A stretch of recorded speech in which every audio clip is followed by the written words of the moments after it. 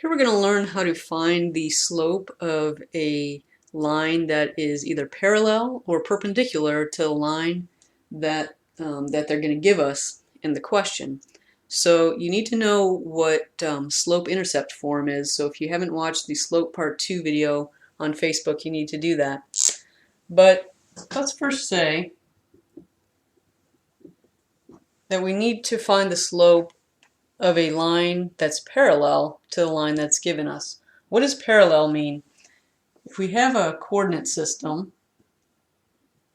and we have a line that's parallel to this line is going to be a line that never intersects it. They just go side by side, kind of like lines on the road where they just, the center line and the edge line, they never intersect. So for example, a parallel line might look like that or that. Any line that is not going to intersect our original line. So it would make sense that the slope of these parallel lines is the same as this line, because remember, slope is a measure of essentially how slanted the line is. So you need the lines to be exactly slanted, exactly the same, in order for them not to intersect. So for them to be parallel, they have to have the same slope. So how do we figure this out mathematically? The question that they're basically going to give you is, say, what is the slope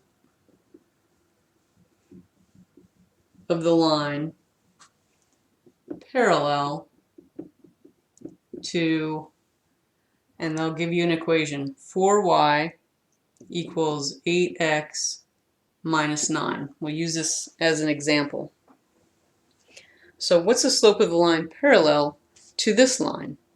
So remember, we have to, once we write this in slope-intercept form, the slope, your slope-intercept form, is this m that's sitting by the x.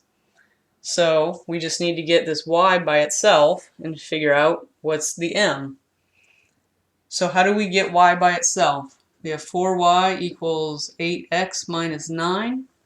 We want to get rid of this 4. This is 4 times y, so to get rid of the 4 we do the opposite, which means we divide by 4. So we have to divide each element by 4, because if we're going to divide by 4 on this side, we have to divide by 4 on this side. So 4 divided by 4 is just 1, so we can just write y. 8 divided by 4, because 8 was the original number, 8 divided by 4 is 2, so we have 2x minus 9/4. So now we have slope-intercept form, and our slope is 2. It's the number that sits beside the x. So what is the slope of the line parallel to this line? It'll be 2, because the slope has to be the same for every line that is parallel to this line. Since the slope of this line is 2, the slope of every line parallel to it also has to be 2. So that's how you do parallel lines. The other type of question that you'll get is about perpendicular lines.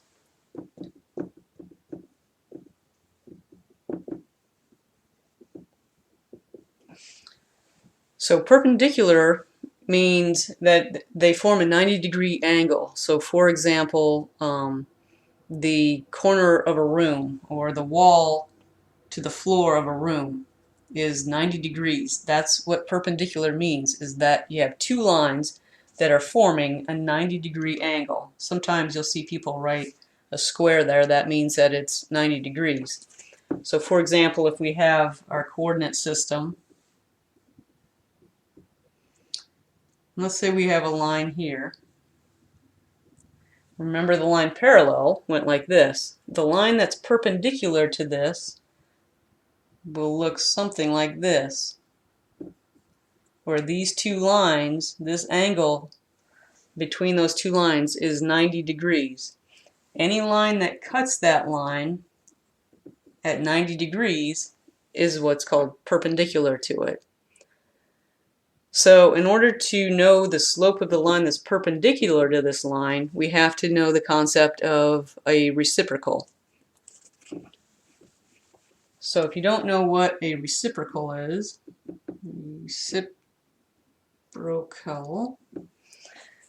it is basically if you have a number, what number do you multiply by in order to get 1? But the easy way to think about it is you just flip over the fraction. So for example, if we have the number 2, well, a whole number really is a fraction. It's 2 over 1, because 2 over 1 is 2. So the reciprocal of that is we just flip the fraction. So the reciprocal of 2 is 1/2. And you can see that if we would multiply these two together, we would get 2 over 2, which equals 1. So the reciprocal again is, what do you multiply by a number in order to get 1? The answer is you're just going to flip the fraction. For example, the reciprocal of 1/3, you flip it over, you get 3 over 1, which is just 3. So the reciprocal of 1/3 is 3. The reciprocal of 8/9 is 9/8. So that's the idea of a reciprocal, because, and the reason you know that is that for perpendicular lines, the slope is going to be the negative reciprocal. So you're going to have to find the slope and then take the negative reciprocal of it. So we'll do an example. So again, they are probably going to give you an equation of a line. Here's an equation of a line. You need to put it in slope-intercept form, like we did before. Divide by 4. You have to divide both sides by 4 in order to get rid of that 4. 2x minus 9/4. What's the slope of the line perpendicular to this line? Well, here's the slope of this line. So to be perpendicular to this line, we have to take the negative reciprocal. So the reciprocal of 2 is 1/2. It has to be negative 1/2. So remember, in parallel to, we just said, okay, what's the slope of the line parallel to this line? It's just the same number, it's 2. If you see perpendicular, you have to take the negative reciprocal.